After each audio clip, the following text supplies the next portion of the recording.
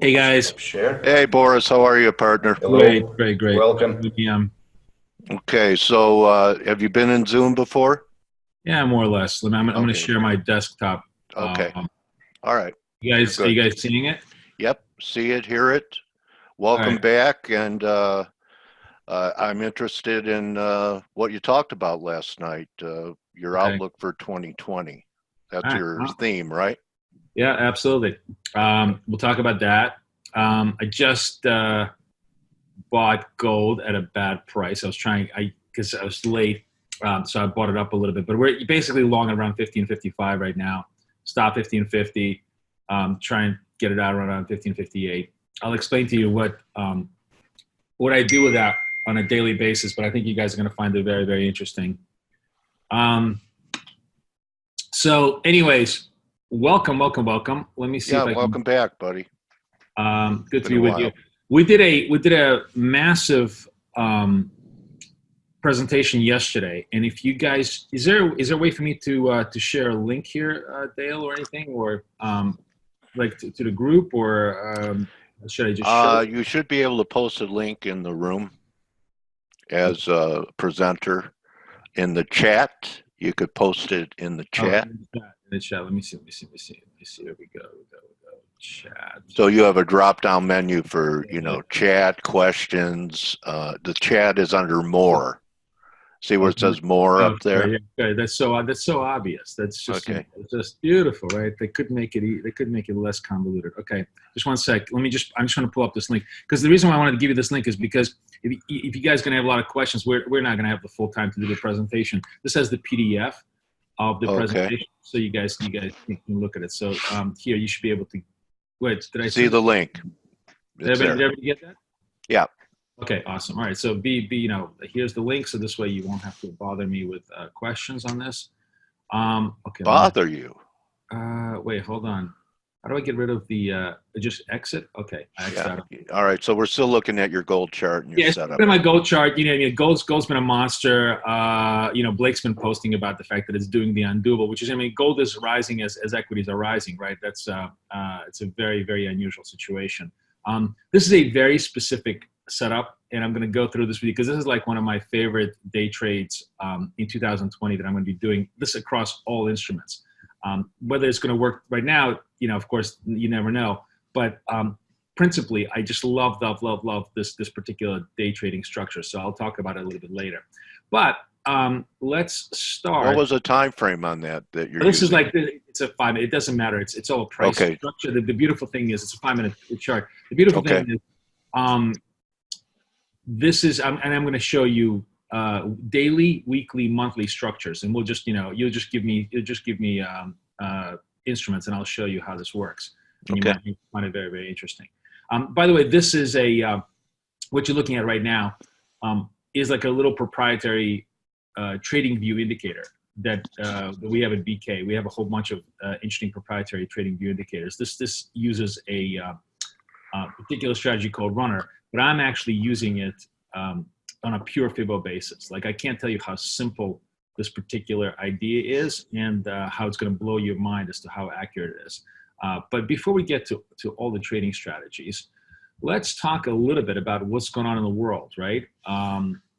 Best trades of 2020 market outlook. By the way, Dale, when they chat, since I'm not following chat, will you be able to just give me questions? Sure. Okay, so that you'll be my wingman on all of this. Okay. Got So, it. welcome everybody. Because you don't know me, I'm Boris Schlossberg, and my partner Kathy Lean, BK Forex, which is actually going to be like kind of a misnomer because in 2020 we're doing a very, very big change. K is trading FX only, and I'm actually trading all of the indices and instruments. I don't know, if anybody in your room trades futures, Dale, but the CME, we work with CME. We're under contract as commentators for CME. But CME last year came out with something called the micros, which are the tiny, tiny, tiny little versions of the E-mini contracts for S&P. Oh, yeah. What's each handle worth? $5 or something? No, nothing. That's the beauty. NASDAQ, each handle is worth $2. Okay. In the Dow, it's 50 cents. In the S&P, it's $5. Oh, So that's what I thought. Okay. it's literally amazing to be able to trade that because you have this incredible granularity. It's, I've basically completely changed my whole trading away from FX at this point. Not because I don't want to trade FX, but just because people wanted to do indices. We've never had the opportunity to do indices because they were just too large, I thought, for most people. And well, plus there's more trading opportunities with FX having record low vol, right? Unbelievable. Yeah. Like, I mean, there's so many more trades coming up in, there's like literally 1,000 trades in indices every day. And, there's 0 trades in FX. Be that as it may, Kathy has been doing an amazing job in this low volatility environment. But yeah, I mean, I just think this is the exciting product, and this is a global product. This is obviously very great for U.S. customers, but almost any customer across the world can open up an account with a brokerage firm and be able to trade U.S. indices 24 hours a day on a centralized book. Just to kind of give you an idea of like what that looks like. So this is gold, but this is the S&P 500, and you see you can make bid ask. You can do anything you want. It's exactly like the big boys, with just tiny little costs. So it's just so much better. Volume huge.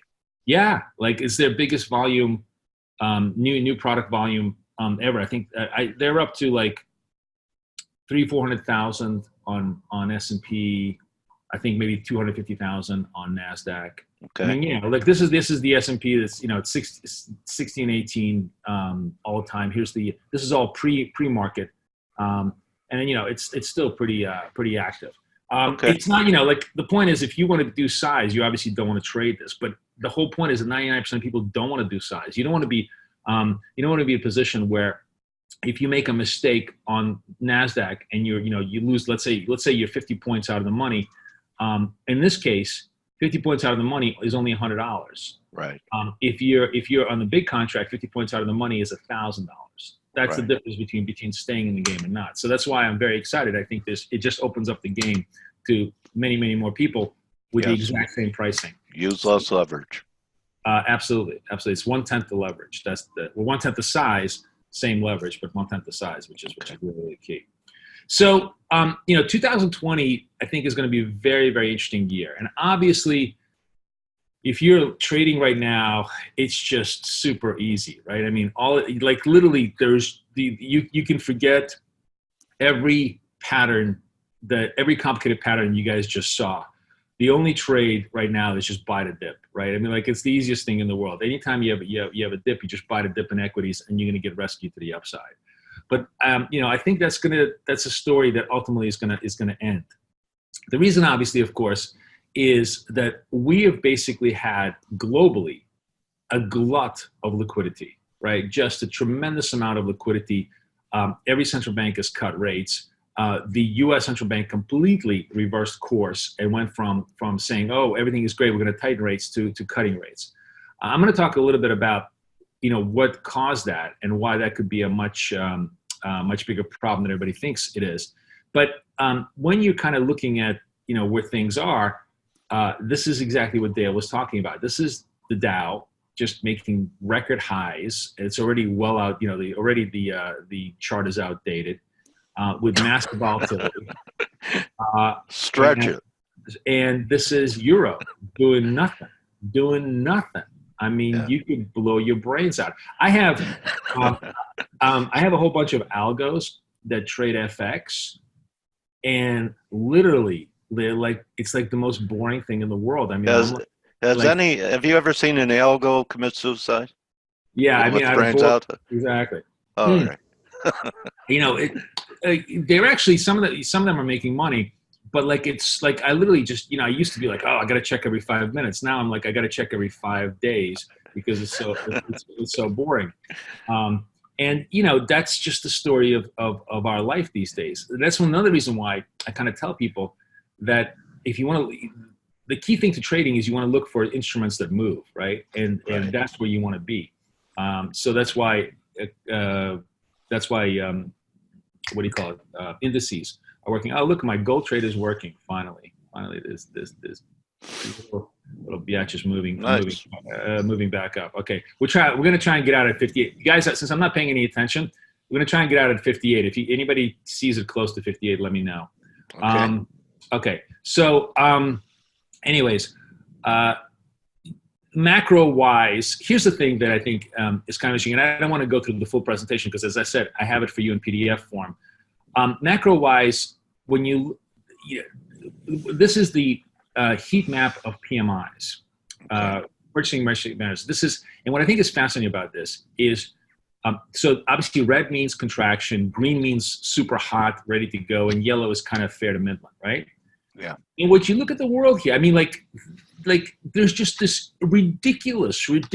We are priced in equities like this should be verdant green, right? Yeah.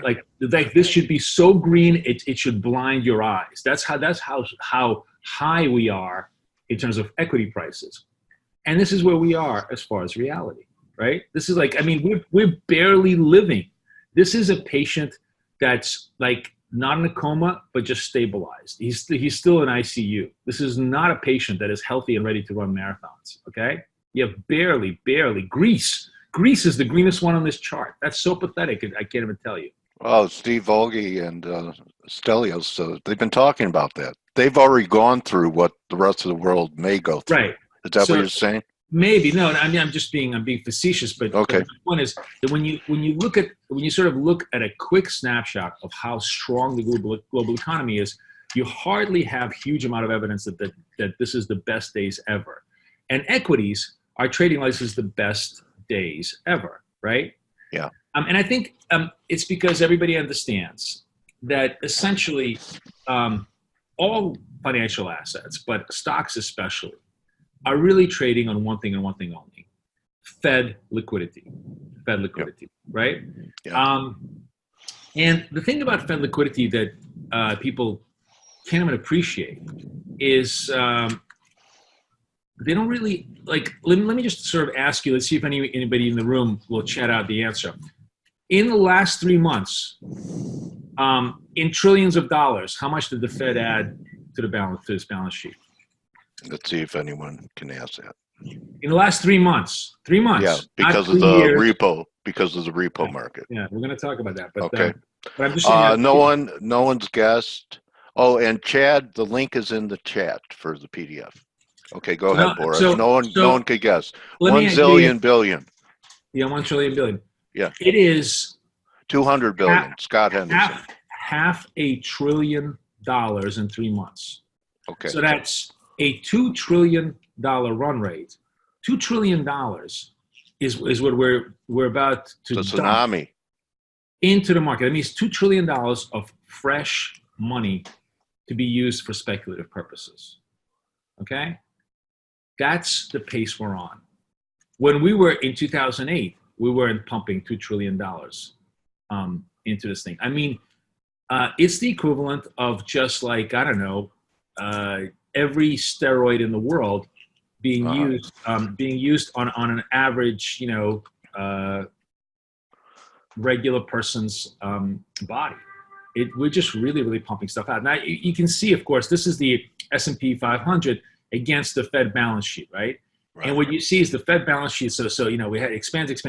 Then it kind of just flattens out, right? S&P goes into this parabolic run because of the tax cuts, right? So the Fed stops pumping money, the government starts pumping money. So we get the tax cuts, right? And then the government stops pumping money and the Fed stops pumping money, and all of a sudden the stock market just starts to have a heart attack, right? Yeah. So what happens now? The Fed starts. This is, again, you can see the S&P 500 here is laced 2,500. Now we're at 3,200. The Fed repumps the money. Where's the S&P? Right then and there. I know people always like to say correlation is not causation, blah, blah, so on and so forth. But, I think very often we overthink things. People like to create very complicated narratives for very, very simple explanations. Because if you want to understand what quantitative easing is all about, it's this. I think people don't quite understand what QE is. They keep thinking about this as something called helicopter money, where the Fed creates money of thin air, right? Well, if that was the case, if the Fed actually created money out of thin air, we would all be doing much better because we would all be much richer. If the Fed took that $2 trillion and gave you a couple of $1,000 in your bank account. If the Fed literally took that money, which exists on its balance sheet, and deposited into your bank account, Andrew in every American household, then we would have some really strong spending instead of hang on, I'm sorry guys, just bear with me. I gotta just talk to Kathy for a second. Sure, go ahead. I'll talk. Go ahead. No, go ahead. I just texted. All right. So the Fed didn't do that. The Fed didn't give us all. The Fed created all this money, but didn't give us all the money. What they did was they bought bonds with that money, right? Now, who owns bonds? Who owns bonds? Rich people own bonds. So if you're a rich person, you own $1 billion worth of bonds, and the Fed now buys bonds, and the bonds are now worth $1.5 billion. What happens to you? You get $500 million of profit that you didn't make, that the Fed made for you. So now you have all this extra money. So what are you going to do with all this extra money? You're going to put that into the stock market and ramp it up. And basically what is happening is that we have the Fed is taking all this money, and instead of creating spending, it has created savings. And savings is the worst possible thing. I know people always think that savings is a great thing. Savings is a great thing if you have actual real world savings that go into productive investment ideas, right? You have savings, you work hard, and then you put those into a bridge or a factory, and then the country gets richer and better. Well, that's not what's happening right now. We're basically putting it all into WeWork and all the other stupid ideas that blow up into zero, because there's just not that many good ideas for way too much money. And that is how we produce very little growth in income, but massive, massive, massive stock market growth, right? All you have to do is just look at the real numbers. Again, I'm not an economist. I don't play one on TV. I'm just a simple person that looks at how things actually work in real life. So in real life, an average person making money made about $22 or $21 in 2008, and they made a little bit more than $25 in 2020. That's like 12 years worth of growth. If we had grown at our standard 3.5% growth rate, they should be making close to 30. So there's like almost a $4 or $5 difference between how much they're supposed to be making and what they're actually making, right? Yep. All you have to do is take a look at the decade of wage growth. The average person, how much money, let's say they just for argument's sake, they started with $10,000 salary in 2010. They now have a $13,000 salary in 2000, or $14,000 salary in 2020. Let's just be a little generous, right? So 37% growth. In the meantime, what's happened to equities? Equities have actually gone up by a factor of 10.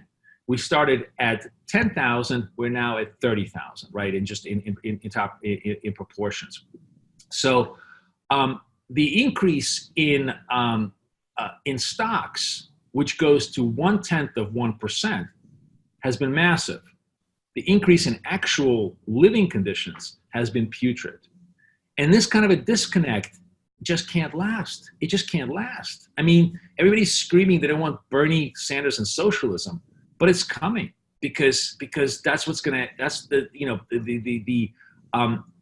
dysfunction of the society is so bad that you get replaced with a worse dysfunction as an antidote. It's like the antidote that kills you.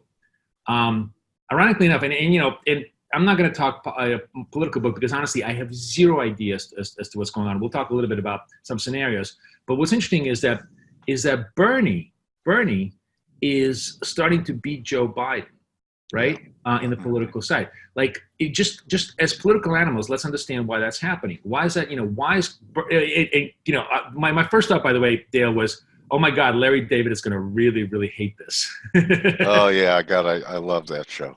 Because Larry David is going to have to work a lot.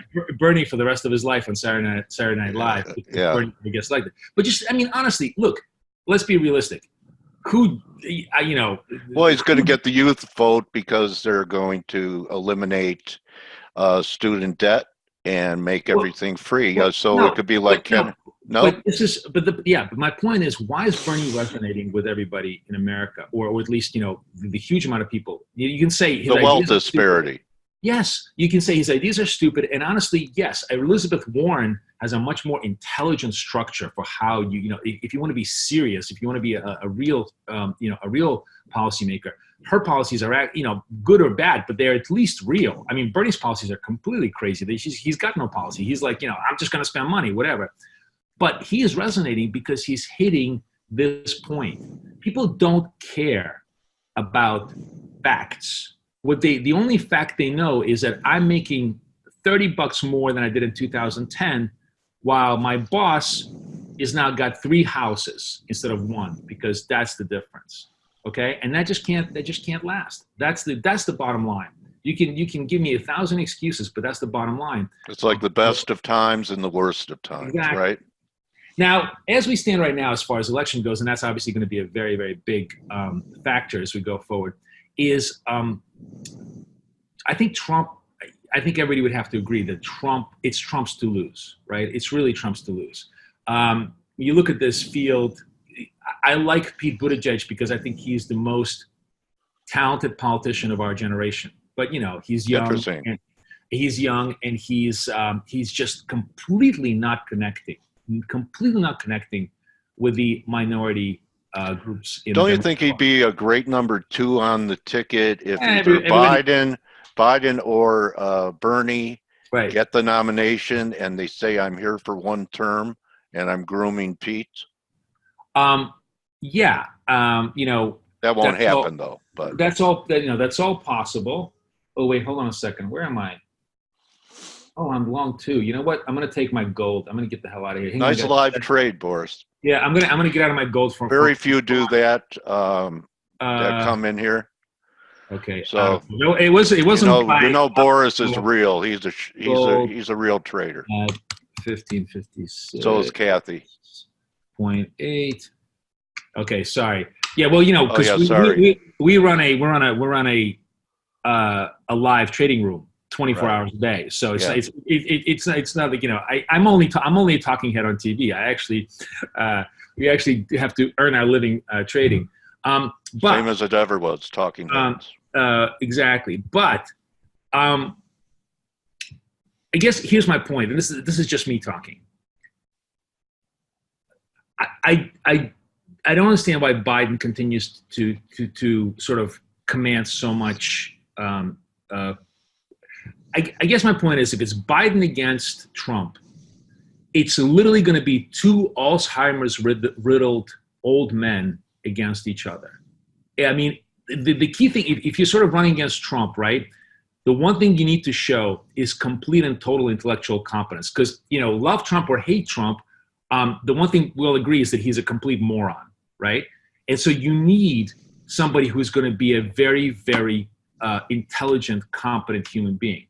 And with, maybe I'm just completely, maybe the whole American population just wants to see morons run the country. Maybe that's why I'm completely befuddled as to why Biden looks so strong against this. But to me, it's 2 guys who should both be in a nursing home because they both have Alzheimer's. But, be that as it may, that's essentially the political story as it stands. And I don't want to handicap anything because there's nothing to handicap. Maybe by mid-June, none of these guys are even going to be candidates as we go forward. Who knows?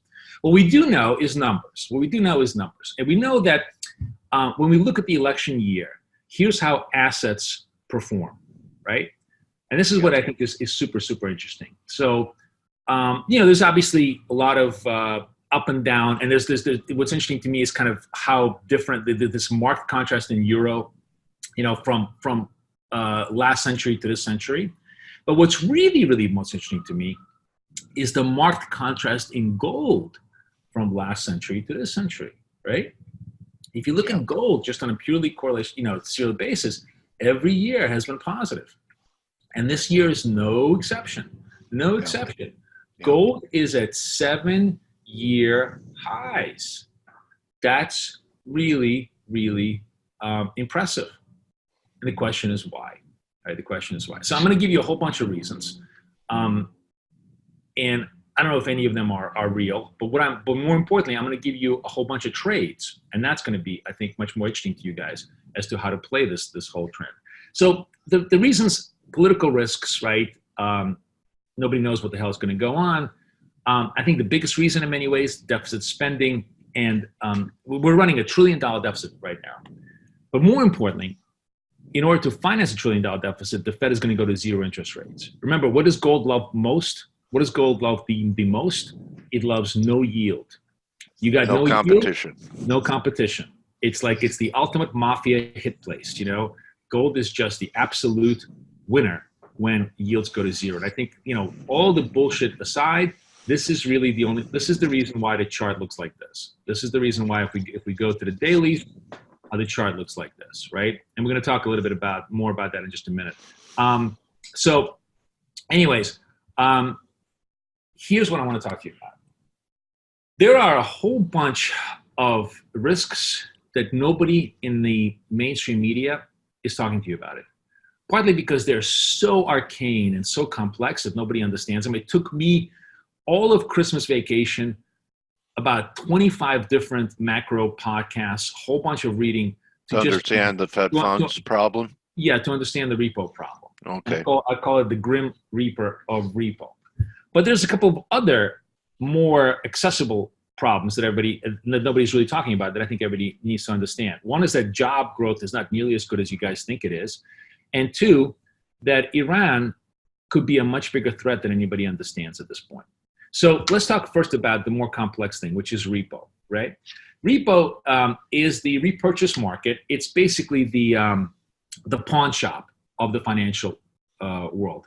Every day, $1.5 trillion of financial assets are pawned by all the big financial players in order to get money. Why do they need money? Well, because they have to have money, sort of to kind of disabuse you of your innocent notion of how finance works. You take your hard-earned cash, you drop it into the bank, and you think, oh, the bank's going to keep part of that cash on hold so that when I want to, have a demand for that cash, they'll give it back to me. Ha. The bank takes lent out 10 times. Huh? The bank takes all your money. If it could take twice your money, it would. And sometimes it does that in a sense. It'll take all your money and instantaneously puts it in, tries to speculate with it. Investments, loans, anything. It tries to, for the bank, a penny saved is a penny killed. They need to make all that money work, right? Now, why do they need money on the books? Because the government makes them do it. Because all across the world, the governments realize, holy shit, if the banks just take all the money and we have even a tiniest problem, the whole world is going to come crashing down. So we got to have the banks at least keep some money on reserves, called bank reserves, right? So there are rules. And every day, it's like kids who are, who go into detention, right? They're like grudgingly, God damn it, I gotta get money. And how do they get money? They go to the repo market. They basically loan out all of their speculative investments, say, give me money so it looks like I have money on the books. And that's basically the repo market in a very, very New York street way explanation of what's going on, right? Now, Why did this thing get crazy in September? The official story is complete bullshit. But the official tax pressures. Right. Yeah. The official story is, companies needed to pay their taxes, so they had a big draw on money. There was a lot of salary and bonus payments, and on top of everything else, the government rules got really, really strict. So people couldn't lend as much into the market because government, the strict rules, right? So if you buy that, I have the Brooklyn Bridge. I'll be happy to sell you. But what people really think is good. First of all, one thing that's definitely going on is the following. This is something I think is going to blow your listeners' minds. We have $1 trillion deficit, right? $1 trillion deficit. Anybody care to guess in the chat room how much of that $1 trillion has to be financed every 60 to 90 days?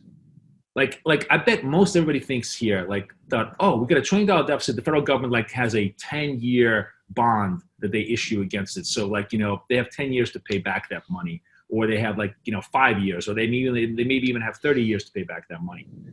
How much of that money do you think the government has to roll over every 60 to 90 days? Any guesses in that chat room, Dale? How about you, Richard? You guys I know a lot of you guys follow this stuff. Anyone taking a guess here? 10% from Sandrine. Higher. Higher. You're cold. All. Well, come all on. of it. I mean, if it was off, it was 90%. 90%. 90%. 35. No, it's not 35, my friends. It is 60%. 2/3 of that $1 trillion has to be rolled every 30 to 90 days. Okay? Imagine if you were a company and you had $1 trillion loan that you got to roll every 90 days. You got to go to the market and just say, hey, give me more money, give me more money, give me more money. You think it's the equivalent of driving a Porsche 250 miles an hour down the Autobahn and hoping against all hope that there isn't going to be any pebble on the road. That is literally what's going on. So where does that money get financed? It gets financed in repo. Who buys all that crappy U.S. debt? It's the primary dealers. What do you think they get the money to pay for all that stuff in the repo market? They got to get money to buy those bonds, and they borrow the money in the repo market every night. So the game basically is we got to borrow more money so we can finance the borrowing of the U.S. government, right? So that's a big thing, and that's absolutely a factor that's affecting the repo, right? But the real paranoid theory, the really dangerous theory that people are putting forth is that there is a rogue actor in the repo market. The repo market works like this. It's a private market between counterparties. So I'm JP Morgan Chase, and let's say I'm the Bank of Kansas, and I say I got $1 billion worth of I don't know, five-year paper. I need you to finance it for me overnight at 2%. And JP Morgan says, oh, you're the Bank of Kansas? You know what? For you, 10%, my friend, 10%, 20%. Right? So the question is, why did in the repo market, generally the rates are the exact same as the Fed fund. So it's like about 2%, a little bit higher. Maybe Fed fund is 175, repo maybe go to 2, right? So why did in September this thing blow up to go to like 10%, 11%, 15%? Because it's a credit issue. Because somebody doesn't trust the guy on the other side who they don't think they're good for the money. They don't think they're good for the collateral. That is the paranoid idea that is driving everything. So what happened as a result of this? Well, the Fed basically said, hey, my friends, don't worry. We're here, and we're going to offer everybody as much money as you want at the 2% rate. It doesn't matter if you're the Bank of Kansas, it doesn't matter if you're Joey's Pizzeria and you're laundering money.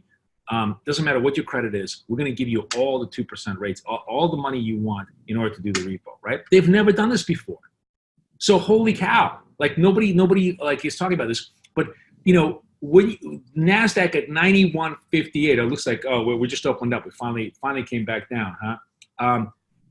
NASDAQ at 91.58 futures is the absolute reason for why it's happening. $500 billion of Fed-free money just got put into the equity market as a result of this, because the Fed basically said, hey, we're gonna just pay everybody's debts no matter how good they are, how bad they are, on a continuous basis. So you tell me how long that can go on before people kind of figure out what's happening. It's been going on for quite a long time because everybody trusts that the Fed is good for it. Everybody trusts that the U.S. is good for it. Everybody trusts that we're going to work our way out of it and that our money is good. But all of it is contingent on one thing and one thing only: faith. So, well, they say that confidence is okay until people discovers the con. Exactly, and that's the problem. So, what can trigger the con? What can make people say, hey, you know what? Maybe this isn't as beautiful as I think it is. Well, one thing that I think is interesting is that, as I was saying to you, macro ain't beautiful. This is jobs, right? Yeah, we're making jobs, but look at this. This is the jobs in the last year. That is hardly a torrid pace of growth, right? It's not just 1 month. It's not just 2 months. It's pretty ugly. It's not that pretty, right? Even retail sales yesterday. So the retail sales came out. They were finally halfway decent, but the month prior was revised downward. And so if the month prior is revised downward, the market just kind of said, oh, you know what? This number that we got today is probably a lie. It's probably going to be much lower than before. And we saw Target blow up. We saw Five Below blow up. We saw lots and lots of retailers completely miss their numbers. So to me, this all goes back to the idea that we have lots of jobs, lots of rich stocks, but very little income. And that is the single biggest problem. Because if you want the economy to function, you actually have to have income. And nobody is making money except the people who have assets. And those people are the people who need income the least because they are useless to the greater society. If you already have 25 Mercedes in your garage, you're not going to buy any more. But if you have a old, beaten up, VW Bug, and the Fed drops $5,000 into your bag, you do that a 5 million times over. I'd go buy a Pinto. You go buy a Pinto. Yeah. That's where economic activity happens. Now, the last undiscussed risk that I think is kind of really interesting is, so Iran. I mean, we all know the story of Iran, blah, blah, blah. Everybody's, the terrible thing that happened with the Ukrainian thing, the missiles, all that stuff. I mean, that's all kabuki theater, right? That's all completely kabuki theater. What is far more interesting and underneath is kind of troubling is this. So the whole Iran nuclear deal was basically based on the idea of like, let's make sure that Iranians do not get nukes, right? Like the only way you get nukes is if you enrich uranium. You enrich uranium, then you have the possibility to create a nuclear bomb, right? You don't have the product, you don't have the input, you don't have the product, right? So the whole Obama deal was basically, let's make sure they don't have enriched uranium, right? So what do we do? What did Trump do? He said, screw you, we're not going to do the deal. So the Iranians said, screw you, we're going to go back to, we're going to kick everybody out. Nobody's going to be able to see what we're doing. We're going to try and enrich uranium, right? Yep. Stuff that I'm reading right now says that they could be as close as 8 months away from having enough enriched uranium to actually create a feasible nuclear weapon, right? Now, so let me give you the ultimate existential scenario. North Korea is crazy, right? Kim Jong-un is crazy. And North Korea has proven one thing and one thing only, that you can be the most sadistic, vicious, disgusting human being in the world. And if you have a nuclear bomb in your pocket, nobody's going to touch you, right? Nobody's going to touch you. I mean, what's the single best foreign policy decision the whole world can make? A bullet to Kim Jong-un's head, right? To basically free all the North Korean people who are in a perpetual slave labor camp, right? I don't think anybody would disagree with that. Yeah, and if you don't believe it, the opposite was Gaddafi giving them up. Right. Took them out. Right, exactly. So the thing is that we learned that nobody, even the United States, won't touch Kim Jong-un because he's got a nuclear bomb, right? And that is just the worst case scenario. But Kim Jong-un may be crazy, may be vicious, may be brutal, but he's not suicidal, right? In fact, he's the exact opposite of it. He wants to stay in business. He wants his children to stay in business. I mean, the whole idea of the Kim Jong-un, you get my idea. Yeah. Now, what makes Iran so interesting and so difficult is because of their religious beliefs. That who here genuinely, and I mean, forget. I'm not talking about religion or politics or anything else. I'm just simply asking a hardcore geopolitical question.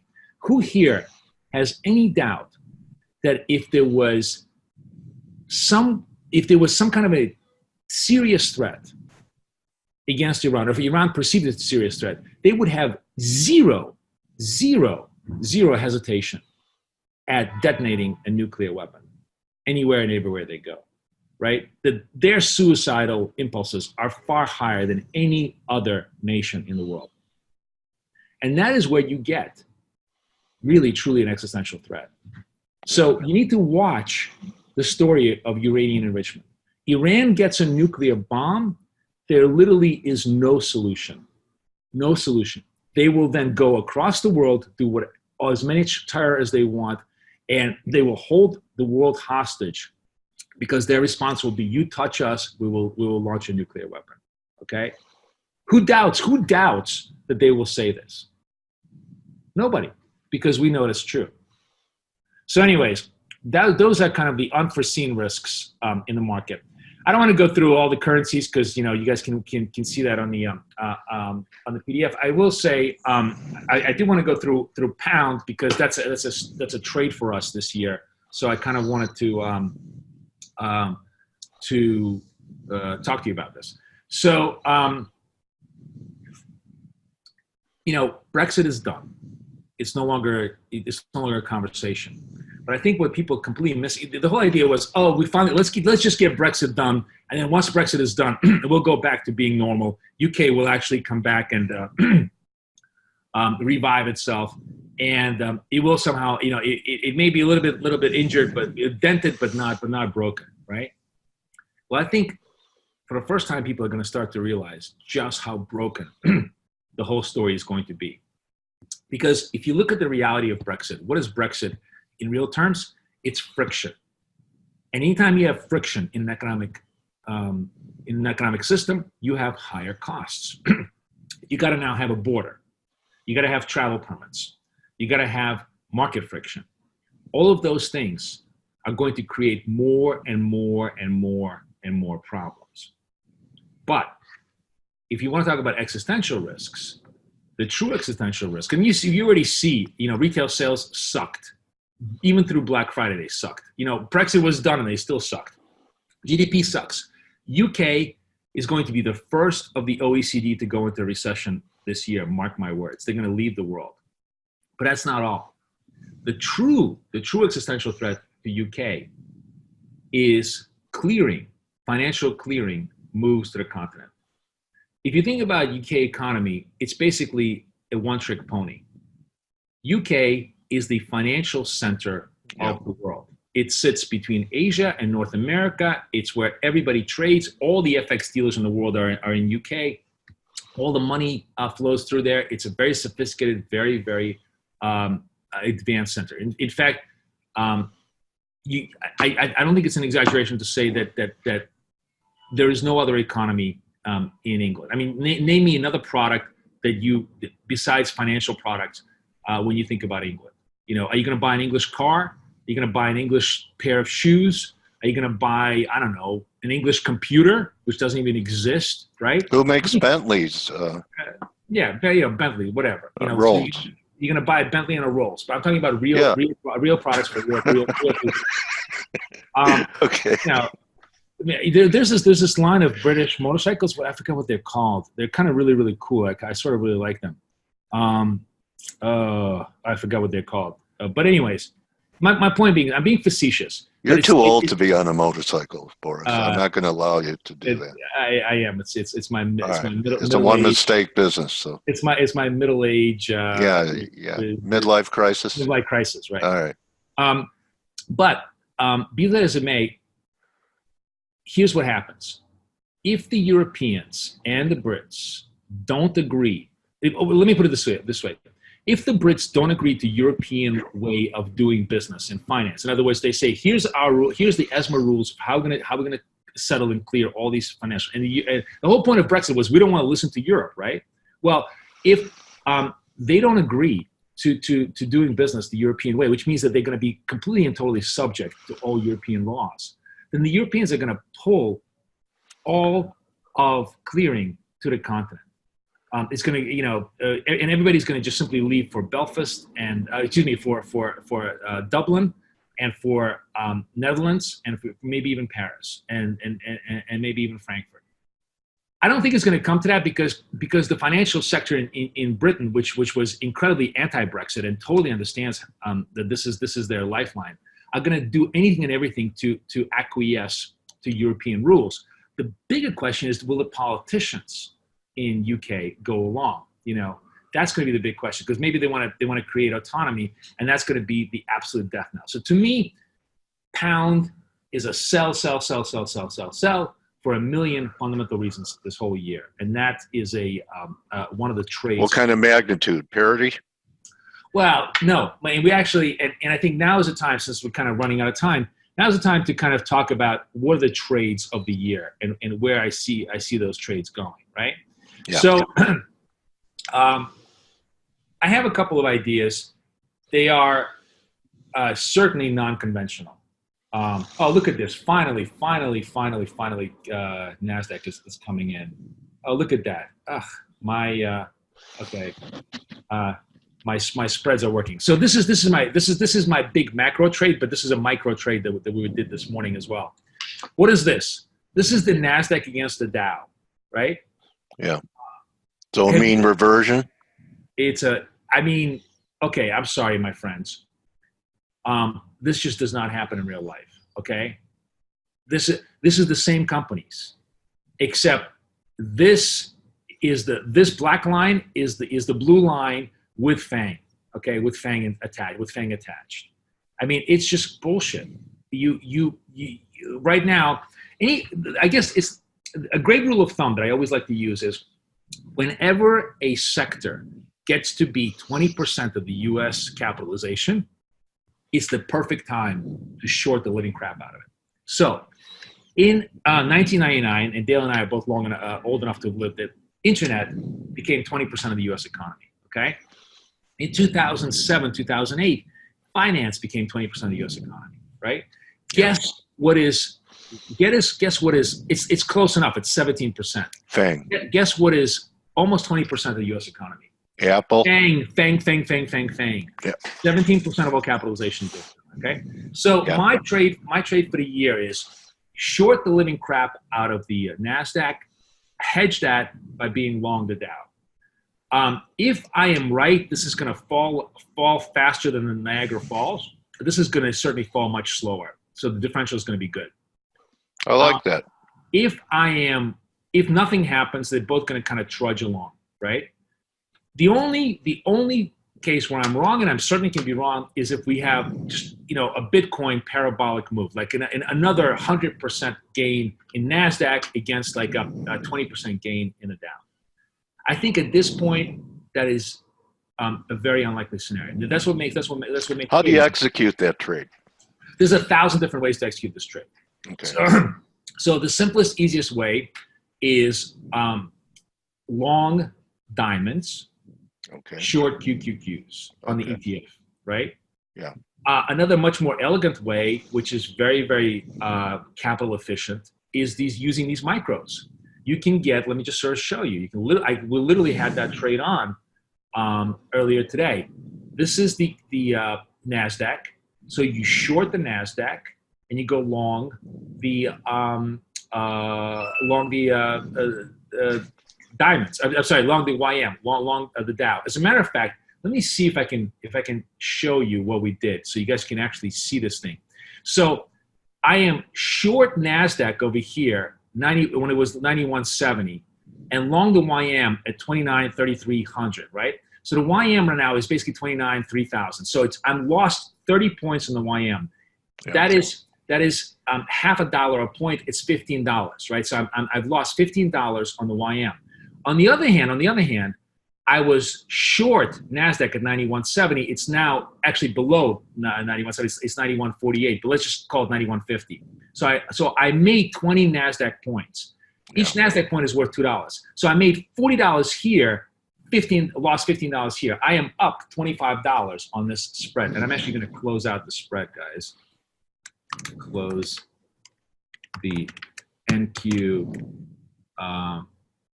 YM spread for plus 25. Okay.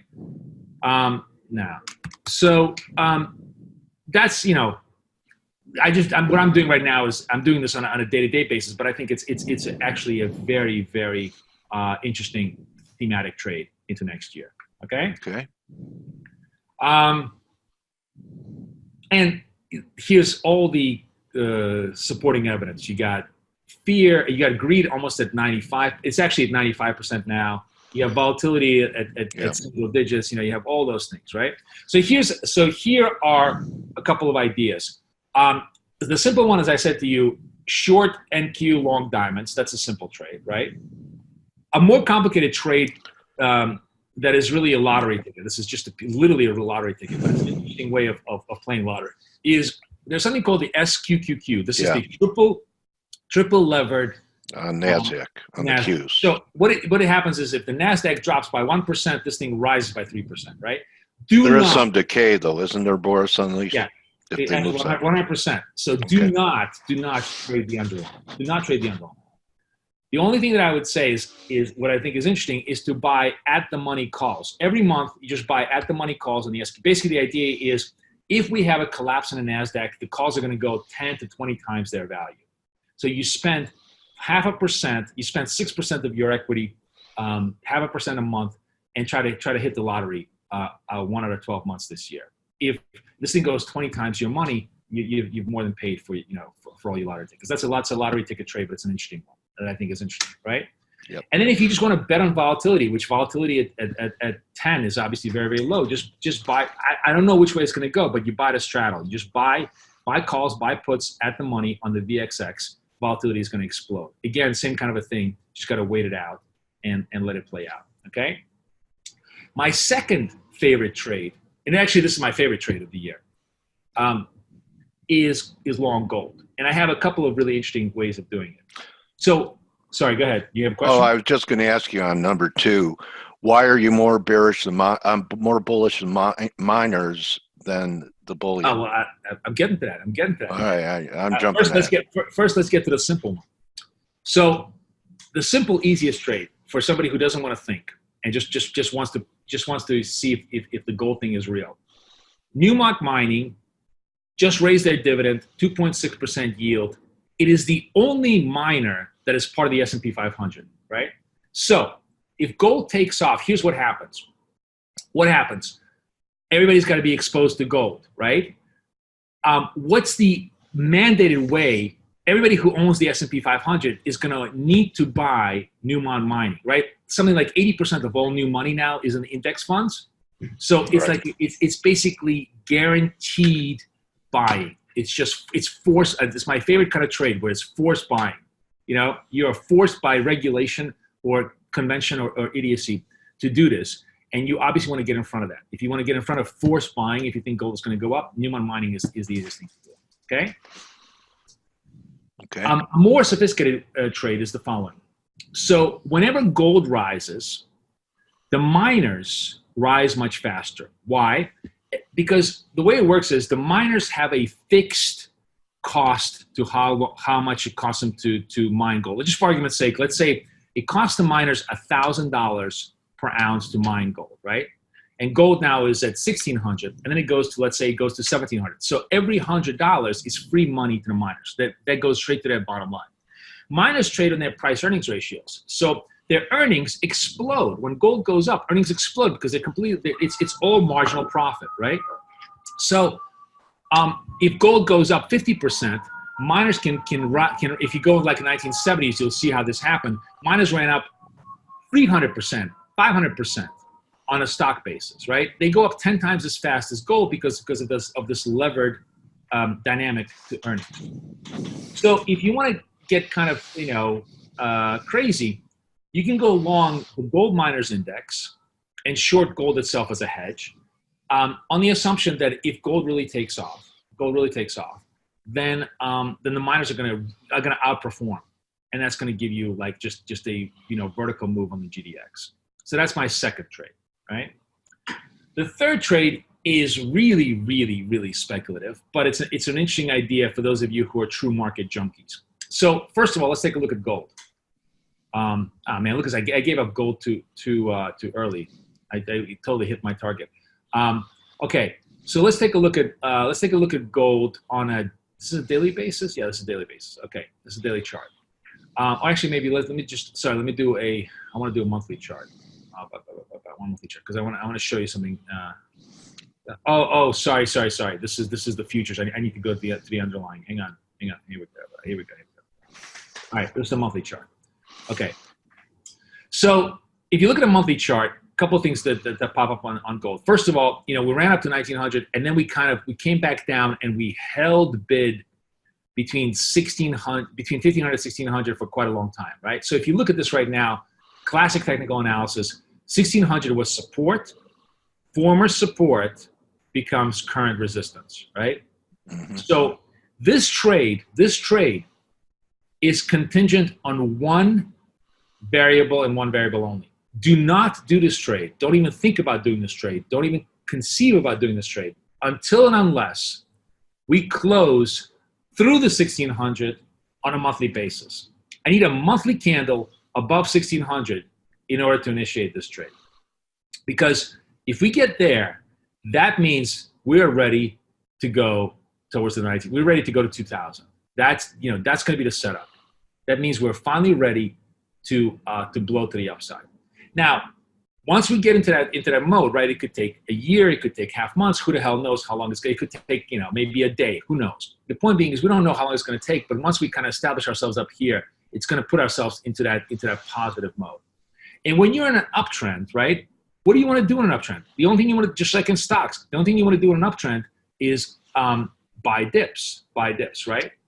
But you don't necessarily know how and when to do it. So here's an interesting way of just kind of participating in the position without really paying too much for finding out if you're right or wrong. This is what's called it's much easier to do than it sounds. It's basically a calendar vertical spread. All we're going to do very, very simply is, remember, gold trades both the monthly expiration and weekly expiration. So we're going to trade Delta 50, which is at the money calls. We're going to buy those on a monthly basis. We're going to hold them for a whole month. And then maybe 5 points up, every 5 points up. So let's, for argument's sake, we buy the 1550s for a Fed, 1550 Fed, right? And then we're going to sell the 1555 calls on a weekly basis. Just sell against those. If gold doesn't move, we collect the premium and it pays for the cost of the original of the monthly position. If the gold moves, we get called away. We make $5. Great. We just rinse and repeat, rinse and repeat, rinse and repeat. So this is a way to participate on a continuous basis in a long gold position without having to suffer a lot of adverse movement against you, because you pay as you go. You're using the weeklies to pay for your position, and because the weeklies are by definition will only get called away if you're going to be profitable. You're going to make money if if you get called away on the weeklies. And if you don't, and if you don't get called away, you get to collect the premium on the weeklies to pay down your position on the monthlies. It's a very, very classic trade in options. Selling the weeklies against the monthlies because as usual, there's always people always pay too much for the weeklies relative to the monthlies. In terms of premium, and that's the spread. And there's faster decay. Just exactly. Like dentists love decay, and so do option writers. And exactly. Thank you so much, Boris. Running up on an hour here. That's anything it. you want to wrap with? No, sorry. One last trade. Go So I promise you an FX trade. An FX trade. This is the FX trade. So we talked about pound as my sell of the year. I love euro pound to the long side. This looks really great as a double bottom. Around my stop would be around 8,200, somewhere around there. It has a potential to go back up to 90s. That's the trade on a long-term thematic basis. Okay? Well, thank you, Boris. You want to show your website real quick so people know how to get a hold of you? Sure. You guys can hit us at bkforex.com. You can also, sorry, that's my membership form. You can also, let me just show you. You have a private Twitter feed now too, don't you? Not a private feed. I have a public feed, which I'm going to give you guys. So let me see if I can do this. I go into more. Let me just give you my Twitter feed. Where is our chat? Here we go. Chat at FX Flow. Join me, please, at FX Flow. I guarantee you'll find some interesting stuff. Yeah. I post all the time. A lot of, I aggregate a lot of macro data, and I think you'll find it very interesting. So follow me if you don't, and enjoy the presentation. There's a full video and a presentation that I gave you in that link, so feel free to view it. Any questions, come back to me on Twitter. I'll be happy to answer it. The best of luck and many pips to you and Kathy, Boris. Have a great 2020. Thank you so much, Dale. Thank you. Appreciate it very much. Take care, man. All right, everyone. So that's a wrap for the week. Remember, don't just count your pips, count your blessings. Thanks for hanging with us, and I'll see everyone on Monday. Adios.